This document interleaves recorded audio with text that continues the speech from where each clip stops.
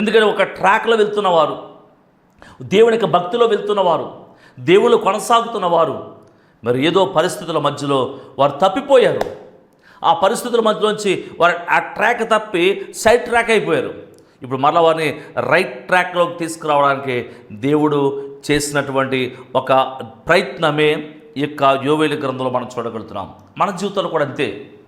కొన్నిసార్లు మన జీవితాల్లో కూడా దేవుని సందులో లేదా మన జీవితాల్లో ఒక సాఫీగా సాగిపోతున్నటువంటి జీవితం, మన జీవితం కూడా చాలా చక్కగా కొనసాగిపోతున్న జీవితమే. కానీ ఎక్కడో ఒక చోట ఏమైందంటే ఒక ట్రాక్ తప్పింది. ఎక్కడ ట్రాక్ తప్పింది, ఎలా తప్పింది? ఇప్పుడు ఆ ట్రాక్లోకి మనం రావాలంటే ఏం చేస్తే మనం తిరిగి సమకూర్చబడతాము అనేటువంటి విషయాన్ని ఈరోజు మనము ధ్యానం చేసుకుందాం. వాక్యం చదువుదాం. చూడండి, వాగ్దానపు మాటను చదువుకుందాం. ఆ వాగ్దాన మాటలందరూ కూడా నాతో పాటు మీ బైబిల్ గ్రంథంలో తెరచి కుదిరితే నాతో పాటు కలిసి చదవండి.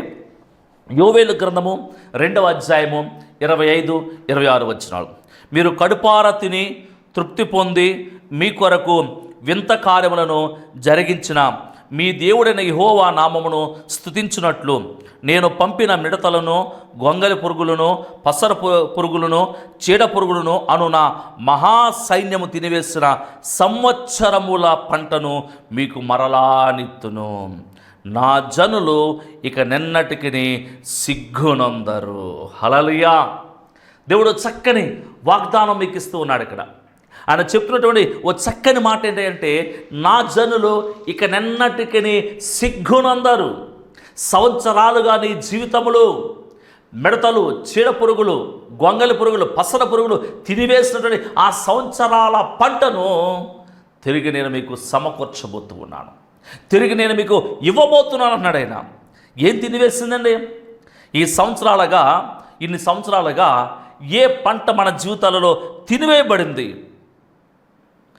ఇన్ని సంవత్సరాలుగా ఏమి నష్టపోయాం? మధ్యాహ్న కాలం ఈ సమయం ముందు మనము విశ్వాసపు నేత్రాలతో వాటిని చూద్దాం. విశ్వాసపు నేత్రాలతో ఆ పంటను తిరిగి మనము సమకూర్చుకుందాం. ఇప్పుడు ఆయన సమకూర్చబోతున్నటువంటి మొట్టమొదటిగా విషయం ఏమిటంటే, సంవత్సరాలుగా ఎదురు చూస్తున్న కార్యం. నిజమే, అప్పుడప్పుడు నీ జీవితంలో నీ యొక్క బ్రతుకులో నీ అద్దం ముందు నిలబడి నువ్వు తల దూకుంటున్నప్పుడు నీ తలలో తెల్ల వెంట్రుకలు చూసి, నీ గడ్డలో తెల్ల వెంట్రుకలు చూసి, లేకపోతే నీ చర్మములో లేదా నీ తల ఊడిపోతున్న సందర్భాన్ని చూసి, ఆ బట్టతలను చూసుకును, లేకపోతే నీ శరీరాన్ని చూసుకుని నా వయసు అయిపోతుంది, నా జుట్టు తెల్లబడిపోయింది, నా తల ఊడిపోతుంది, నా వయసు పెరుగుతుంది, ఆల్రెడీ 45 క్రాస్ అయ్యాను, ఇప్పటికే సగం జీవితం పైనే నేను ముందుకు కొనసాగి వచ్చాను, ఇన్ని సంవత్సరాలుగా ఎదురు చూస్తున్న ఈ మేలు, ఈ కార్యము నా జీవితంలో ఇంకా జరుగుతుందంటవా? ఇంకెప్పుడు జరుగుతుంది? జరిగిన దాని ఫలాన్ని నేను ఎలాగో చూడగలుగుతానంటవా? నేను అనుభవించగలుగుతానా? నేను ఆశించినటువంటి, నేను కోరుకున్నటువంటి, నేను తలంచినటువంటి, నేను ఊహించుకున్నటువంటి, నేను కలలు కనినటువంటి నా కలలు నెరవేర్చబడతాయా? వయసు పెరిగిపోతుంది. 10 సంవత్సరాలుగా ఎదురు చూస్తున్నానే, 20 సంవత్సరాలుగా ఎదురు చూస్తున్నాను. ఎప్పుడు ఈ ఆర్థిక పరిస్థితులు తీరుతాయి? ఎప్పుడు ఈ అప్పులు తీరుతాయి? ఎప్పుడు ఈ వడ్డీలు కట్టేటువంటి ఈ పరిస్థితి తీరుతుంది? ఎప్పుడు కనీసం 1 నెల అయినా 2 నెలలైనా ఎటువంటి వడ్డీ కట్టలేదు, ఈఎంఐ టెన్షన్ లేదని ప్రశాంతంగా జీవించగలను? ఆల్రెడీ వయసు పెద్ద అయిపోతుంది. నా జీవితం ముగిసేటప్పటికైనా కనీసం 1 సంవత్సరమైనా ప్రశాంతంగా ఎటువంటి ఫైనాన్షియల్ టెన్షన్ లేకుండా, ఎటువంటి ఫ్యామిలీ టెన్షన్స్ లేకుండా, పిల్లల టెన్షన్స్ లేకుండా, కుటుంబ టెన్షన్స్ లేకుండా నా జీవితాన్ని కొనసాగించగలంటవా? అలాంటి రోజు నేను చూడగలనుకుంటావా అని ఎవరైతే బాధపడుతున్నారో అటువంటి నీతో పరిశుద్ధాత్ముడు మాట్లాడుతున్న మాట తెలుసా? ఇక నిన్నటికి నా ప్రజలు సిగ్గుపడరు, నేను తిరిగి వారిని సమకూర్చబోతున్నాను. నమ్మిన వారు గట్టిగా నాతో పాటు కలిసి ఆమెన్ చెబుదాం. Amen, amen. దేవుడు చెప్తున్నాడు, తిరిగి నేను సమకూర్చబోతున్నాను. సంవత్సరాలుగా ఎదురు చూస్తున్న నీ కార్యము జరగబోతుంది. సంవత్సరాలుగా ఆశిస్తున్నటువంటి ఆ మేలు నీ పట్ల దేవుడు చేయబోతున్నాడు. సంవత్సరాలుగా మూసుకుపోయిన నీ ద్వారము దేవుడు తెరవబోతున్నాడు. విశ్వాసపు నేత్రాలతో చూద్దాం. ఏం చేస్తే దేవుడు వాటిని తెలుస్తాడో 3 విషయాలు కూడా మనం నేర్చుకోబోతున్నాం. వాటిని శ్రద్ధగా మీరు విన్నట్టయితే ఆ 3 విషయాలను, ఆ 3 సూత్రాలను మీరు జాగ్రత్తగా మీ జీవితంలో అప్లై చేసుకుంటే ఖచ్చితంగా సంవత్సరాలుగా ఎదురు చూస్తున్న నీ కార్యాన్ని దేవుడు నీ పట్ల జరిగించబోతున్నాడు. రెండవదిగా దేవుడు ఎవరు సమకూర్చబోతున్నాడు? 1 ఎదురు చూస్తున్నవారు. రెండవది ఎవరు దేవుడు సమకూర్చబోతున్నాడు, ఎవరు తిరిగి మరి సమకూర్చబడబోతున్నారు అని ఆలోచన చేసినట్లయితే మీలో కొంతమంది, ఇక్కడ ఈ వాక్యం వింటున్నటువంటి వారు కొంతమంది మీరు అనుకుంటున్నారు, అయ్యో 10 సంవత్సరాల క్రితము నేను ఇలాంటి నిర్ణయము తీసుకుని ఉండవలసిందే. 10 సంవత్సరాల క్రితము ఈ పని నేను చేసి ఉండవలసింది. 10 సంవత్సరాల క్రితము ఈ మాట మాట్లాడకుండా ఉండవలసింది.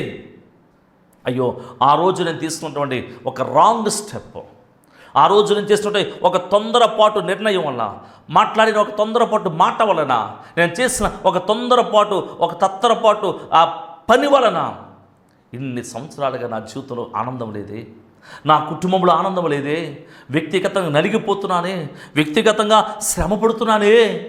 ఈ పరిస్థితి నుంచి ఎవరు విడిపించగలరు నన్ను? ఈ పరిస్థితిలో ఎవరు నాకు సహాయం చేయగలుగుతారు? ఈ పరిస్థితుల మధ్య ఎవరు నాకు కృప చూపిస్తారు?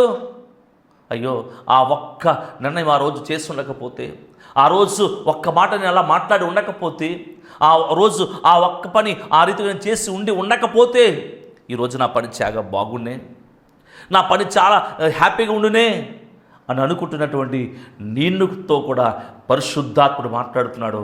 నా కుమారుడు, నా కుమార్తె, ఒకవేళ 10 సంవత్సరాల క్రితము ఈ నిర్ణయం వల్ల, ఈ మాట వల్ల, ఈ చూపు వల్ల, ఈ మాట ఈ పరిస్థితి వల్ల, లేకపోతే ఇలాంటి స్థితిని బట్టి ఈ రోజు నేను ఎంత బాధపడుతున్నాను, వేదనతో ఉన్న నీవు, బాధపడుతున్న నీతో, విచారిస్తున్న నీతో పరిశుద్ధాత్ముడు అన్నాడు, తిరిగి నేను నిన్ను సమకూర్చబోతున్నాను. నమ్మిన వారు కూడా నాతో పాటు ఆమెను చెబుదాం. ఆమేన్, ఆమేన్. తిరిగి సమకూర్చబోతున్నాడు దేవుడు. ఈ మధ్యాహ్న కాల సమయంలో, ఈ సమయం ముందు దేవుని సంగమా బాధపడద్దు. ఈ సమయం ముందు దేవుని యందు విశ్వాసం ఉంచు.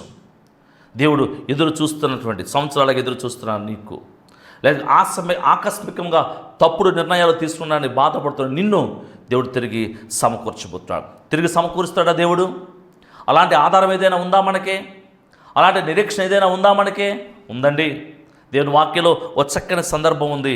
ఆ సందర్భాన్ని మనం జ్ఞాపకం చేసుకున్నట్టయితే 1 సమూయేలు గ్రంథము 30వ అధ్యాయంలో మనం చదివినట్టయితే, దావీదు అతనితో పాటు ఉన్నటువంటి అతని సైనికులు మిగతా వారందరూ కూడా ఎక్కడ వచ్చండి, సిగ్లా అనేటువంటి ఒక ప్రాంతానికి వచ్చారు. వారు ఎప్పుడైతే సిగ్లా అనేటువంటి ఆ ప్రాంతానికి వచ్చి ఆ ప్రాంతంలో వారు నివాసం ఉంటున్నారు. ఆ రోజు ఏం జరిగిందంటే, మరి స్త్రీలందరూ ఆ గుడారాలలో ఉన్నారు. ఆ ప్రాంతంలో పురుషులు అందరూ కూడా, దావీదు సైనికులు పురుషులు అందరూ కూడా కలిసి వేరే ప్రాంతానికి వెళ్ళారు. అలా వేరే ప్రాంతానికి వెళ్ళిన తర్వాత అమాలేకీయులు వచ్చి ఆ సిగ్లాలో ఉన్నటువంటి ఆ గుడారాలు ఉన్నటువంటి స్త్రీలను పిల్లలను అందరూ కూడా చెరపట్టి బంధించుకుని వారు తీసుకుని వెళ్ళిపోయారు. వేరే ప్రాంతానికి దావీదుతో పాటు మిగతా పురుషులందరూ కూడా, దావీదు కూడా కలిసి అక్కడ వచ్చి చూసేటప్పటికి పరిస్థితి ఎలా ఉందంటే చాలా భయంకరంగా ఉందంటండి. చాలా వేదనకరంగా ఉంది. ఏ గృహంలో చూసినా, ఏ ఇంటిలో చూసినా వారి పిల్లలు కానీ, వారి భార్యలు కానీ, వారి తల్లులు కానీ, వారి సహోదరులు కానీ ఎవ్వరూ కనిపించలేదు. ఎప్పుడైతే ఆ పరిస్థితి కలిగిందో అక్కడ ఉన్నటువంటి దావీదుతో పాటు ఉన్నటువంటి సైనికులు, దావీదు అందరూ కూడా ఏడుస్తున్నారంటండి. ఎలా ఏడుస్తున్నారంటే 1 సమూయేలు 30వ అధ్యాయము అక్కడ 4 నుంచి 7 వచనాలు మనం చదివినట్లయితే, ఇంకా ఏడ్చుటకు శక్తి లేకపోవడంత బిగ్గరగా ఏడ్చేది. ఇంకా ఏడవడానికి కన్నీళ్ళు లేవు, ఏడవడానికి ఓపిక లేదు, ఏడవడానికి శక్తి లేదు వారికి. ఏడ్చుటకు శక్తి లేకపోవడంతగా బిగ్గరగా ఏడ్చారంటే, అలా ఏడ్చినప్పటికీ ఆ ఏడుపులో వారికి ఏం కలిగిందంటే నిరాశ కలిగింది. ఎలాంటి నిరాశ కలిగిందంటే, ఇక తిరిగి అన్నటికీ తమ భార్యలను, తమ బిడ్డలను, తమ తల్లులను, తమ సహోదరులను తిరిగి మేము సంపాదించుకోలేము, తిరిగి వారిని మేము చూడలేము. అయ్యో అమాలేకీయులు తీసుకుని వెళ్ళిపోయారే, వారిని చంపేస్తారు అనేటువంటి ఇది తిరిగి జరగదు, ఇది అవ్వదు, ఇది సాధ్యము కాదు అనేటువంటి ఒక నిరాశలో ఇప్పుడు వారు ఏం చేశారంటే దావీదు మీద తిరుగుబాటు చేయడం ప్రారంభించారు. తర్వాత వచ్చిన చదివినట్టే, ఇజ్రాయేలు రాలైన అహీనోయము కర్మేలుడైన నాబాలు భార్యకు అబిగయిలు అను దావీదు ఇద్దరు భార్యలను చెరలోనికి కొనుపోబడగా చూచి, అంటే దావీదు భార్యలకే సెక్యూరిటీ లేదు, ఇక మాకేం జరుగుతుంది అని అనుకుని దావీదు కూడా మిక్కిలి దుఃఖపడాను. మరియు తమ తమ కుమారులను బట్టి కుమార్తెలను బట్టి జనులకందరికీ ప్రాణము విసికినందున రాళ్ళు రువ్వి దావీదును చంపుతాము రెండని వారు చెప్పుకొనగా. ఇప్పుడు అంతవరకు ఎవరైతే దావీదుకి సపోర్ట్ చేశారో, దావీదుకి అండగా ఉన్నారో, దావీదుకి సహకారిగా ఉన్నారో, దావీదును రక్షించారో, ఇప్పుడు వాళ్ళే ఇప్పుడు దావీదును తినివేయబోతున్నారు, దావీదును చంపడానికి నిర్ణయించుకున్నారు. రక్షింపవలసిన వాడే ఇప్పుడు సంరక్షింపవలసిన వాడే సంహారం చేయడానికి బయలుదేరాడు. సంరక్షించవలసిన వాడే సంహారం చేసేటంత నిరాశ ఆవరించింది, దుఃఖం ఆవరించింది. నిజమే, చూడండి, సొంత ఆ తండ్రి తన పిల్లలను హత్య చేస్తున్నాడు. ఎందుకంటే ఆ నిరాశ అటువంటిది, ఆ బాధ అలాంటిది. కొన్ని వార్తలు చూస్తూ ఉన్నాం, కొన్ని పరిస్థితులు చూస్తూ ఉన్నాం. అలాంటి నిరాశ మధ్యలో ఇప్పుడు దావీదు ఏం చేశాడో చూసినట్టయితే, దావీదు పిమ్మట వారు అలాగా రెండు చంపుదామని వారు చెప్పుకుంటూ ఉండగా దావీదు ఏం చేశాడు, తన దేవుడైన యెహోవాను బట్టి ధైర్యము తెచ్చుకోలేను. హల్లెలూయా. తన వారే, తన సొంత వారే తన మీదకి చంపడానికి వస్తున్న పరిస్థితులలో తాను కూడా ఒకవైపున తన భార్యను పోగొట్టుకున్నారు, తన పిల్లలను పోగొట్టుకున్నాడు, తాను కూడా సమస్తం కోల్పోయిన పరిస్థితుల మధ్యలో నిరాశపడి కృంగిపోయి వేషారిపోసినటువంటి దావీదు ఇప్పుడు ఏం చేస్తాడంటే తన దేవుడైన యెహోవాను బట్టి ధైర్యము తెచ్చుకున్నాడు. ఈ మధ్యాహ్న కాల సమయంలో దేవుని సంగమా, ఈ సమయంలో మీరు కూడా ధైర్యము తెచ్చుకోండి. సంవత్సరాలుగా ఎదురు చూస్తున్నటువంటి ఆ కార్యము జరగలేదని నిరాశపడద్దు, దేవుని బట్టి ధైర్యము తెచ్చుకో. కొన్ని సంవత్సరాల క్రితం చేసినటువంటి తప్పుడు నిర్ణయం వలన నాకు ఈ పరిస్థితి కలదని నీరసించిపోతున్నటువంటి నిరాశ చెందిన నీవు కూడా అదే పరిస్థితి ఉండొద్దు. దేవుని బట్టి ధైర్యము తెచ్చుకుందాం. దేవుని బట్టి ధైర్యం తెచ్చుకున్న మనము ఏం చేస్తే తిరిగి సమకూర్చబడతాం? 3 విషయాలు మీకు దేవుని వాక్యంలోంచి తెలియజేస్తాను. మొట్టమొదటిగా మనం లూకాసు సువార్త 5వ అధ్యాయము 20వ వచనం మనం చదువుకుంటే అక్కడ ఒక స్త్రీ మనకి ప్రత్యక్షమవుతుంది. ఆమె 12 సంవత్సరాలుగా రక్తస్రావ రోగముతో బాధపడుతున్న స్త్రీ.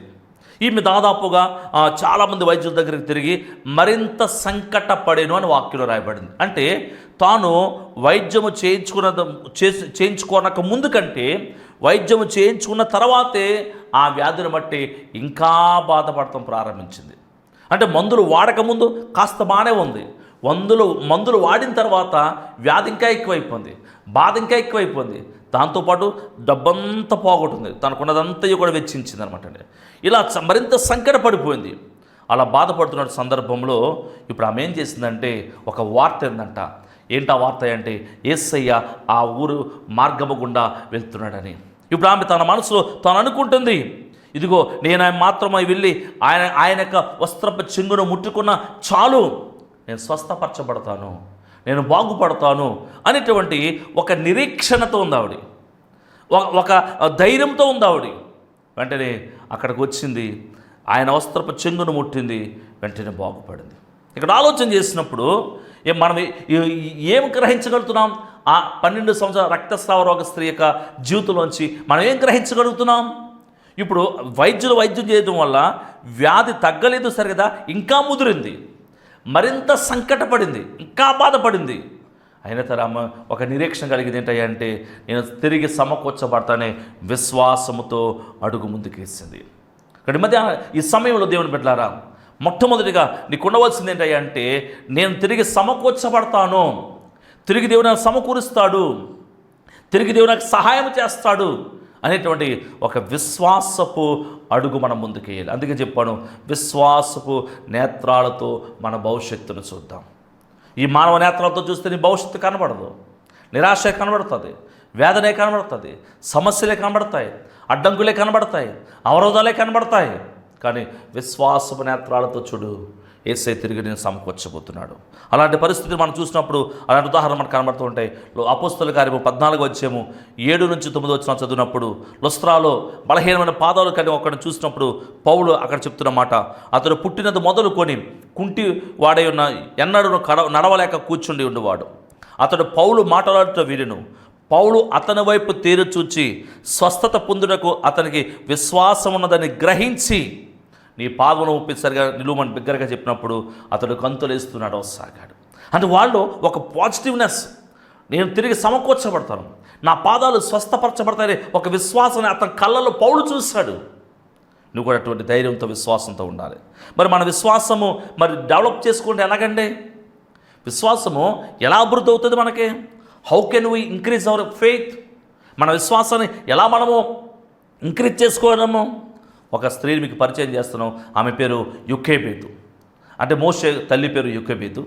ఆమె గురించి మరి హెబ్రీయులకు రాసిన పత్రిక 11వ అధ్యాయము 23-24 వచనంలో రాయబడిన మాట ఏంటంటే, అయితే ఆమె భయపడక, విశ్వాసం బట్టి ఆమె రాజాజ్ఞకు భయపడక. ఇప్పుడు దేనికి భయపడలేదు ఆవిడ అంటే, ఒకటి పరిస్థితికి భయపడలేదు, 2 శత్రువుకి భయపడలేదు, 3 సాతానికి భయపడలేదు. ఇప్పుడు భయము లేదు అన్నకు అర్థం ఏంటి? ఇతడు ధైర్యవంతుడు, వీడు భయస్తుడు కాదు అన్నకు అర్థం ఏంటి? అంటే ఏదో కేకలు వేసేస్తానో బొబ్బలేస్తానో ముందు దూసుకుపోతేనో అతడు ధైర్యవంతుడని కాదండి. ధైర్యవంతుడు, భయపడిన వాడు అంటే అర్థం ఏంటంటే, పరిస్థితులలో నీకు వ్యతిరేకంగా మార్చబడినప్పుడు, పరిస్థితులు నీకు అనుకూలంగా లేనప్పుడు, శత్రువు లేకపోతే సాతాను చుట్టూ పరిస్థితులను నీ ఆందోళన కలిగిస్తున్నప్పుడు, ఆ పరిస్థితుల మధ్యలో ఎవడైతే నిలబడతాడో, ఎవడైతే సహించగలుగుతాడో వాడు ధైర్యవంతుడు అనమాట. ఆ పరిస్థితులలో సహించగలగాలి, ఆ పరిస్థితులలో నిలబడగలగాలి. పారిపోయేవారుగా కాదు, పరిగెత్తుకుపోయేవారుగా కాదు, ఆ పరిస్థితులలో సహించగలగాలి, ఆ పరిస్థితులలో నిలబడగలగాలి. అలా ఎవడైతే ఉంటాడో వాడు ధైర్యవంతుడు. యోకెబెదు అలా అమ్రాము వీళ్ళిద్దరు నిలబడ్డారు. అందుకే మోషే అనే నాయకుడు వచ్చాడు, లేకపోతే అహరోను అనే నాయకుడు వచ్చాడు, మిరియాము అనే ఆరాధకురాలు వచ్చింది. వారు నిలబడ్డారు. ఇక్కడ ధైర్యవంతుడు అంటే అర్థం అంటే వాడు నిలబడాలన్నమాట. అక్కడ మొట్టమొదటి పాయింట్ ఏంటంటే మన విశ్వాసముతో ఉండాలి. ఏంటంటే తిరిగి సమకూర్చబడతాను అనగా విశ్వాసం ఎలా వస్తుందంటే, పరిస్థితులు ధైర్యంగా ఉండండి, నిలబడండి. రెండవ విషయంకి వచ్చినట్టయితే విధేయత కలిగి ఉండాలి. విధేయత అంటే అర్థం ఏంటి అంటే, చాలాసార్లు అనుకుంటాం చెప్పిన మాట వినడము లేకపోతే లోబడతాము అని అనుకోవచ్చు. ఒక ఉదాహరణ జ్ఞాపకం చేస్తాను. 2వ రాజుల గ్రంథము 5వ అధ్యాయంలో ఒక ఆయన మనకి కనబడతాడు. ఆయన పేరు నయమాను, సిరియా దేశపు సేనాధిపతి. అతనికి కుష్ఠరోగం ఉంది, చాలా యుద్ధాలు చేశాడు, విజయం సాధించాడు, కానీ రోగము తగ్గలేదు. అయితే ఇశ్రాయేలు జనం చెప్పింది, మా దేశంలో పాస్టర్ గారు ఉన్నారు, ఆయన దగ్గరికి వెళ్తే ప్రార్థన చేస్తూ తగ్గిపోతుంది. ఈయన బయలుదేరి వచ్చాడు, కానీ పాస్టర్ గారు బయటికి రాకుండా ఏం చెప్పాడంటే, యోర్దాను నదికి వెళ్ళిపోయి 7 మార్లు మునిగి లేచినట్టయితే స్నానం చేస్తే నీ ఒళ్ళు బాగవుతుందని చెప్పాడు. ఈయన సిరియా దేశం సేనాధిపతి కాబట్టి ఇతను వస్తే కనీసం పాస్టర్ బయటికి రాకుండా ఒక మాట పంపిస్తాడని కోపం వచ్చింది ఈయనకి. కోపం రాగానే తిరిగి కోపం తెలిపోతున్నాడు. ఇప్పుడు పనివాడు అన్నాడు, అయ్యా అతను ఏదైనా బంగారం ఇమ్మంటే, వెండి ఇమ్మంటే, వస్త్రాలు ఇమ్మంటే ఇస్తావు కదా? ఇస్తాను. మరి అతను ఏం చెప్పాడు? ఏమన్నా నిన్ను మునిగి స్నానం చేయమడు అంతే కదా, చెయ్యొచ్చు కదా. సరే అన్నాడు. ఆలోచించి స్నానం చేశాడు, 7 మార్లు మునిగి తేలాడు, అతను బాగుపడ్డాడు. సరే, ఈ ప్రక్రియ అంతా మనకు తెలిసిందే. కానీ ఇక్కడ మనం ఏం జ్ఞాపకం చేసుకోవాలి? అతడు విధేయత చూపించాడు దైవజనుడి మాటకు. విధేయత అంటే అర్థం ఏంటి ఇక్కడ అని ఆలోచన చేస్తే, అతను సేనాధిపతిగా ఉన్నాడు, సేవకుడు బయటకు వచ్చి కనీసం మాట్లాడలేదంటే ఒక రకమైన కోపం అతనిలో రేగింది, ఆవేశము. అతను ఒక రకమైనటువంటి ఆగ్రహంతో నిండిపోయి ఊగిపోతున్నాడు. ఇప్పుడు తిరిగి అతను యుద్ధాల్లో మునిగే ముందు జరిగిన ప్రక్రియ ఏంటంటే, అతడు తన కోపంలో ఉన్నటువంటి తన ఆవేశాన్ని అతడు క్షమించాడు, దాని నుంచి మరిచిపోయాడు అనమాట అండి. అందుకే అతడు తిరిగి సమకూర్చబడ్డాడు. మనం కూడా మన జీవితంలో మనం ఇతరులను ఫర్గివ్ చేయాలి, ఫర్గెట్ అవ్వాలంట. వారిని క్షమించాలి, కొన్ని విషయాలు మనం మర్చిపోయే వరకు ఉండాలి. మనం క్షమించుతాం, కానీ మనసులో అదే ద్వేషాన్ని, అదే యొక్క ఆవేశాన్ని, అదే కోపాన్ని నింపుకున్న వారికి మనం ఉండకూడదు. ఏదైనా పరిస్థితులలో శత్రువు కానీ పరిస్థితులు కానీ ఏదైనప్పుడు దేవుడికి అప్పగించండి. దేవుడే క్షమించమని చెప్పాడు కాబట్టి క్షమించడం మాత్రమే కాదు, ఆ క్షమించిన దాన్ని మర్చిపోయేలాగా ఉంటే అది నిజమైన విధేయత. అలా నువ్వు చేసి చూడు, నీ జీవితంలో తిరిగి సమకూర్చబడతావు. ఒకటి సమకూర్చబడతాను విశ్వాసం ఉండాలి, 2 విధేయత ఉండాలి. విధేయత అంటే నువ్వు క్షమించాలి, మర్చిపోవాలి. 3వదిగా అనుకూలపు మాటలే పడకాలన్నమాట.